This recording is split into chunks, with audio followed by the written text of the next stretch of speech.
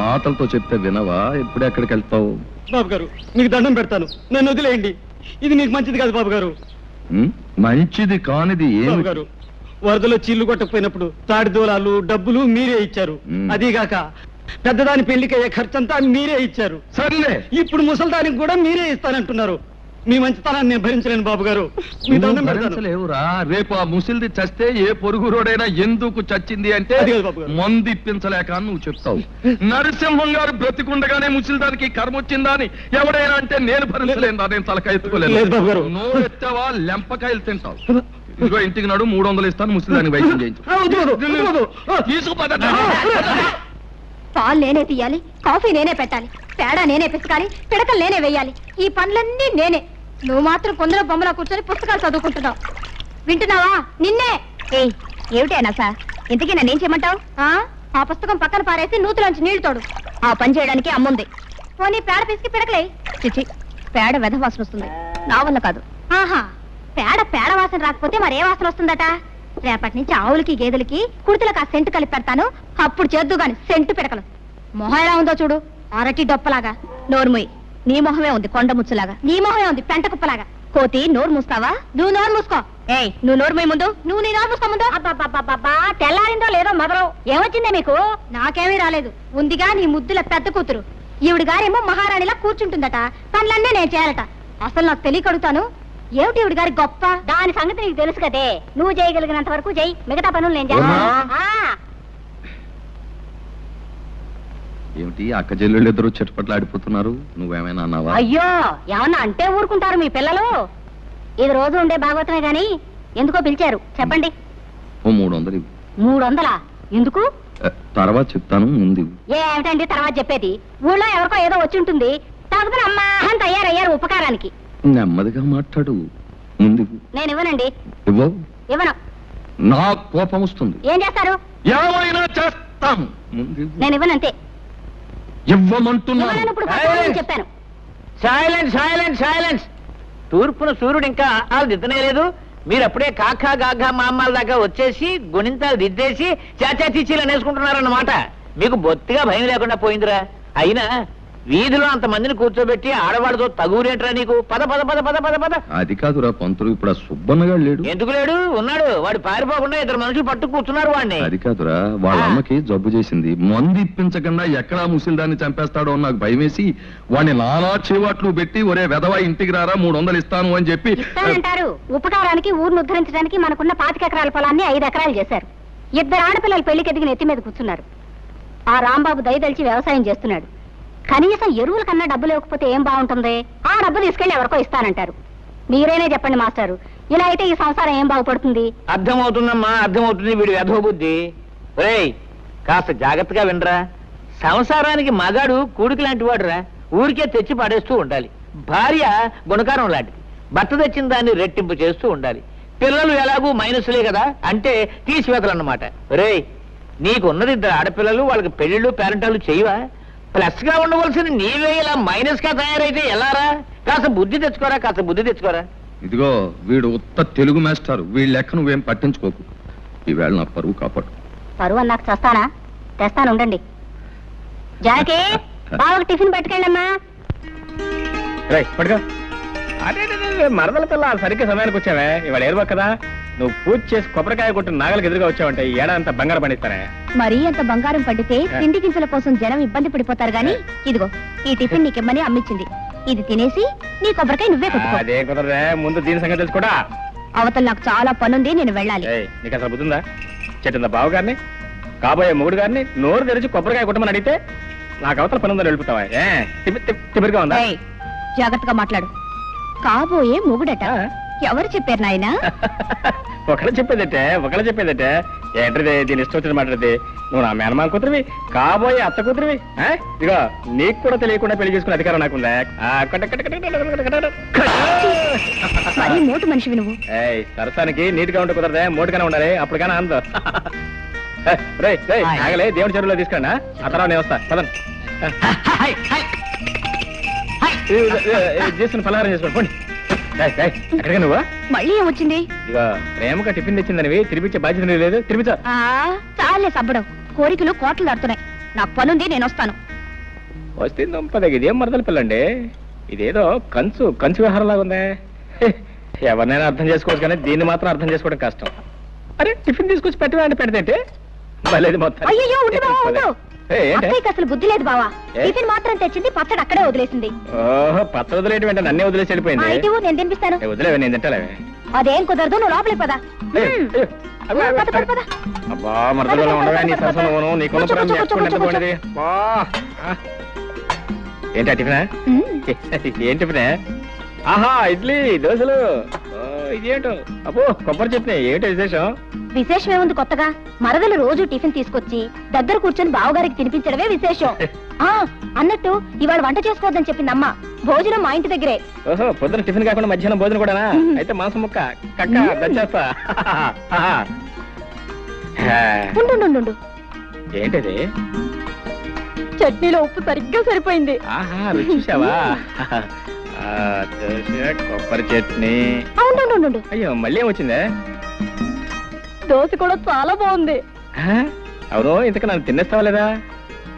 అయినా నీకు ఇంట్లో అత్తయ్య తిండి పెట్టలేదేమే? కోపడకు బావా. మరి ఏంటి మరి? ఇగో నీకు కావాలంటే మొత్తం తినవు, నాకేం అక్కర్లేదు, నేనేం అనుకోను. అది కాదు బావా, ఏదో బావగారివి కదా, నా చేత్తోనే తినిపిస్తే బాగుంటుంది కదా అని తిను బావా. ఆహా, చిన్నప్పటి నుంచి నువ్వే తినిపించా పాపం, లేకపోతే మా తింటే తెలీదు. ఇదిగో మరి ఇక్కడి నుంచి వెళ్తా లేదా? సరే, బావవి నా చేత్తోనే తినిపిద్దామని ఆశపడ్డాను. ఓ పంచి, నువ్వు తినిపించు, నేను తింటాను. అట్టగా టిఫిన్ తేవడేమో నా కోసం తీసుకొచ్చింది, తను తింటావు సరిపోయాక నాకేం మిగులుతుంది? ఓ సోస పెట్ట.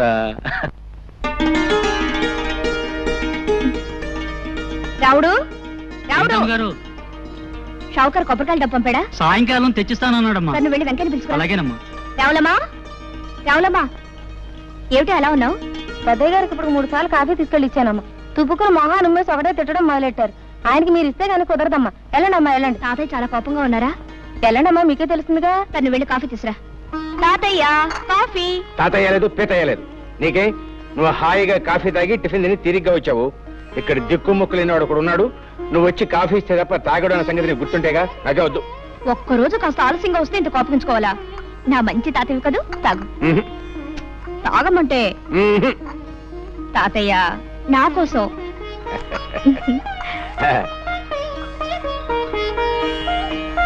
అబ్బా, అద్భుతంగా ఉందమ్మా. ఆ పని మనిషి ఇందాకిస్తే అవతల పారేశాను, అసహ్యంగా ఉందని.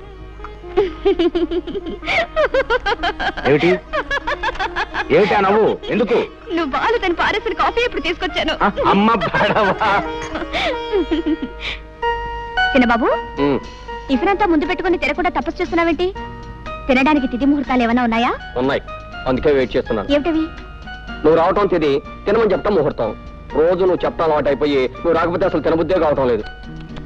నువ్వు పట్నంలో ఉన్న 4 సంవత్సరాలు ఏవి తినకుండానే ఎలా బ్రతికావు? అదేమిటి? అక్కడ నేను లేనుగా.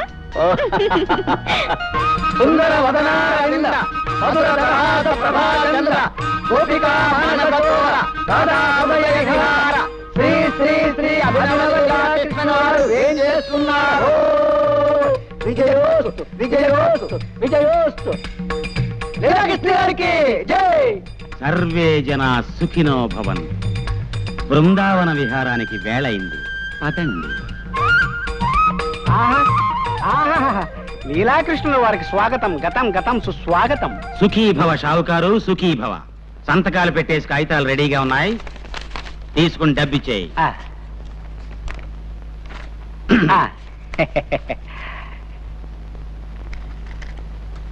ఇదిగో బాబు, మాకు ఇవ్వాల్సిన బాకీ పోను, మిగతా మీ సొమ్ము తీసుకోండి.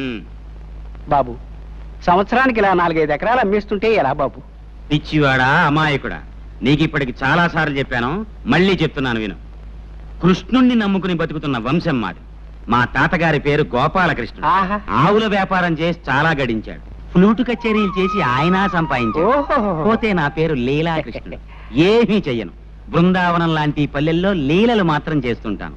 నీకు తెలుసుగా నా లీలలు? తెలియకపోవడం ఏంటండి, నెలకి 3 తగులు 6 జరిమానాలుగా వెలిగిపోతున్న మీ కీర్తి చుట్టుపక్కల 7 గ్రామాల దాకా పెరిగిపోయిందండి. నీకు అసలు బుద్ధి లేదయ్యా. లీలల గురించి మాట్లాడుతుంటే తగులు జరిమానాల గురించి చెప్తావేంటి? అర్థం లేకున్నాను.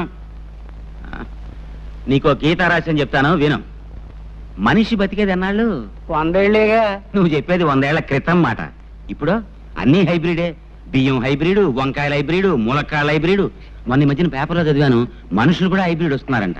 ఇవన్నీ సైజులు ఎక్కువ, సారం తక్కువ.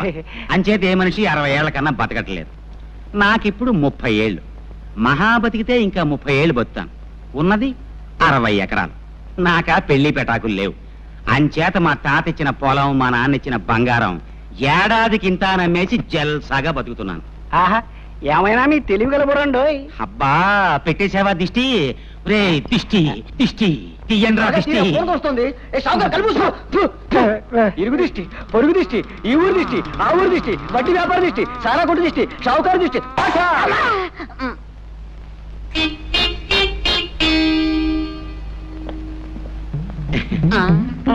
సర్వే జన సుఖినో భవంతు, సుఖినో భవంతు. ఒరే సింహం, నీ పద్ధతి ఏమి నాకు నచ్చలేదురా. నీ పద్ధతి నాకు నచ్చలేదు. ఏమిట్రా నా పద్ధతి నీకు నచ్చంది? నీకేమిటో నా పద్ధతి నచ్చంది. చెప్పమంటావా? ఊళ్ళో ప్రతివాడి అవసరానికి అడ్డం పడిపోయి ఉపకారం అనే పేరుతో ఉన్నదంతా తగలబెట్టేస్తున్నావు. రే పిచ్చి పంతులు, నన్ను మాట చెప్పమంటావా? మనిషి అన్నవాడు ఎవ్వరికీ ఉపయోగపడని బ్రహ్మచముడు తుప్పలా బతకూడదరా. 10 మందికి ఉపయోగపడే కరివేపాకు చెట్టులా బతకాలి. అది చూడు, కోసే కొద్దీ చిగురిస్తుంటుంది. మనం అంతే. అలాగే తాలింపులో వేసుకుంటారు, తినేటప్పుడు తీసి అవతల పడేస్తారు ఆ కరివేపాకుని. నీకు బుద్ధి ఉందిరా వేధవా?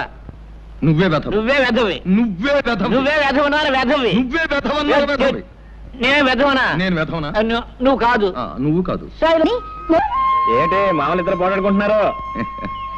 ఏం లేదళ్ళు, ఏది చెప్పినా బెత్తం బుచ్చుకు మరీ బుద్ధి చెబుతాను. నేనేం చంటుకురానా? పంతులు గారు కదా. అలా చెప్తే కానీ వీడికి బుద్ధి రాదు. సర్లే, ఎరువులకు పట్నం వెళ్తాన్నావు. వెళ్ళేటప్పుడు మీ అత్తయ్యని అడిగి డబ్బు తీసుకెళ్ళి.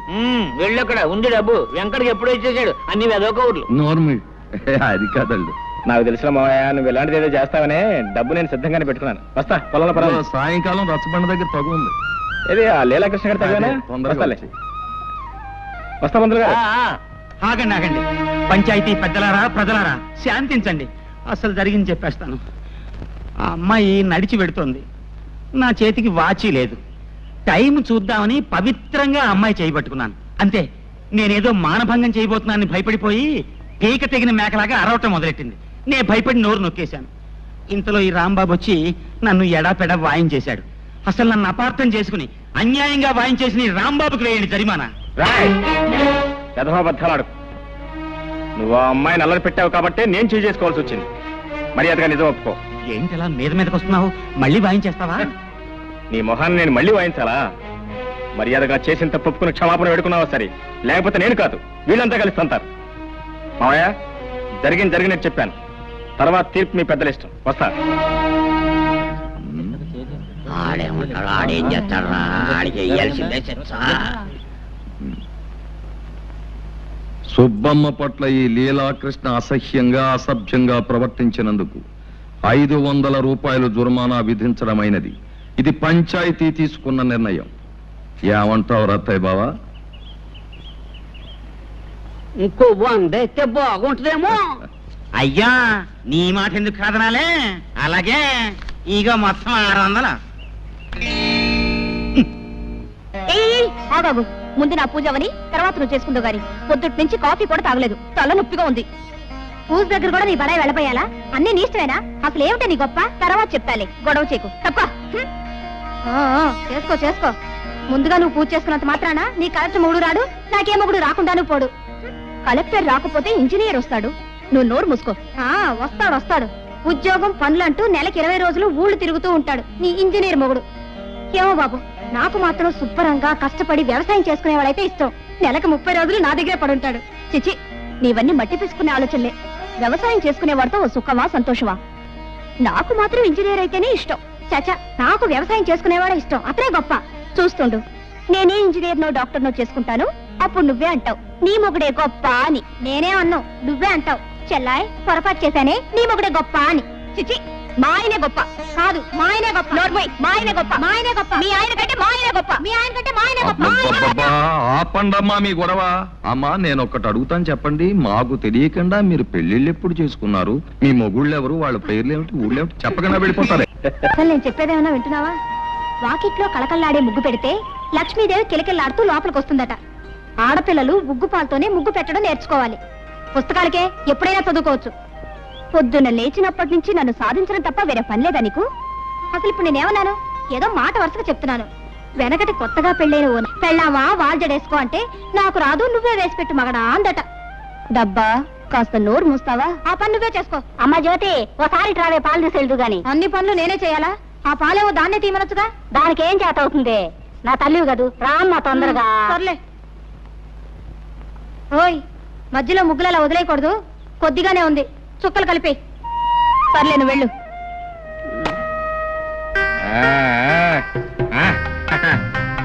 మరదల పిల్ల, ముగ్గులు ప్రమాణంగా పెట్టావు. ఇవన్నీ ఎప్పుడు నేర్చుకున్నావు నువ్వు? ఇదేమన్నా బ్రహ్మ విద్య? ఇవన్నీ నాకు ఎప్పుడో వచ్చు. ఇప్పుడు వచ్చా? నాకు భలే సంతోషంగా ఉందే. నీకెందుకు సంతోషం? నాకెందుకంటే ఎప్పటికీ నీ ముగ్గులు నా ఇంటి ముందు కదా నువ్వు పెట్టాలే. పెడతాను. ఇంకొకసారి అలాంటి మాటలు మాట్లాడితే 2 ముట్టికాయలు పెడతాను. ఆహా, అయితే పెట్టు మరి. మరదలు పెట్టే ముట్టికాయలు కజ్జికాయల కంటే తీగా ఉంటాయి. అది సరిగానే మరదల పిల్ల, నీకు ఈ ఒక్క ముగ్గేనా అన్ని ముగ్గులు వచ్చా? అన్నీ వచ్చు. అన్ని వచ్చా? రథ ముగ్గు వచ్చా? వచ్చు. చిలకా ముగ్గు వచ్చా? వచ్చు. మరి ముద్దు ముగ్గు వచ్చా? అది వచ్చు. వస్తే పెట్టు. వచ్చా, పెట్టాలి.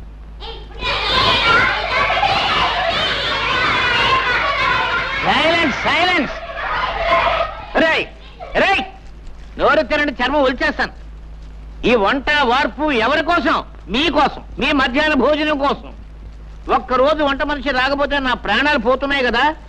పాఠం చెప్పకపోయినా, వంట చేయకపోయినా ఆ వీడియో వచ్చి నా ప్రాణాలు తీసేస్తాడు. అసలే తిక్క మనిషి. గొడవ చేయగానే పాఠం చెప్తున్నాను.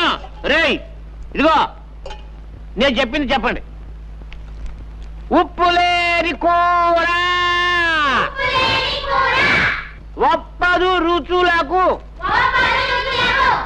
కూరల్లో సరిపడని ఉప్పు లేకపోతే కూరలు రుచించవు. కాబట్టి ఉప్పు వేస్తున్నాను.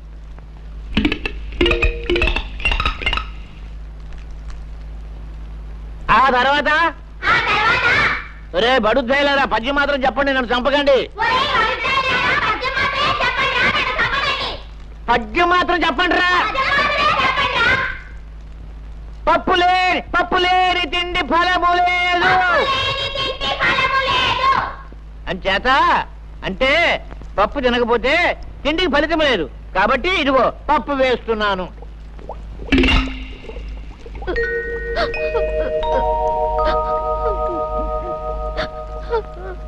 రే, చదువుకోవడానికి పాఠాలు అక్కర్లేదు కానీ భోజనానికి మాత్రం టెన్షన్గా వచ్చేస్తావు. 3 రోజుల నుంచి స్కూల్కు రాకుండా ఎక్కడ తిరుగుతున్నావు? చెప్పు. మా అయ్యకి 4 రోజుల నుంచి జ్వరం అండి. కూలి పనికి కూడా వెళ్ళటం లేదండి. 3 రోజుల నుంచి అన్నం కూడా తింటం లేదండి. ఇవాళ బాగా ఆకలేసి పళ్ళు తిందామని వచ్చానండి. మీ నాన్న వేరేగా జ్వరమా? అయ్యో పాపం. రే నరసింహం, ఏమిట్రా? వేరే గారి ఇంటిలో పాతి 3 రోజుల నుంచి పస్తులు ఉంటున్నారట రా. వాళ్ళ సంగతి చూసుకో.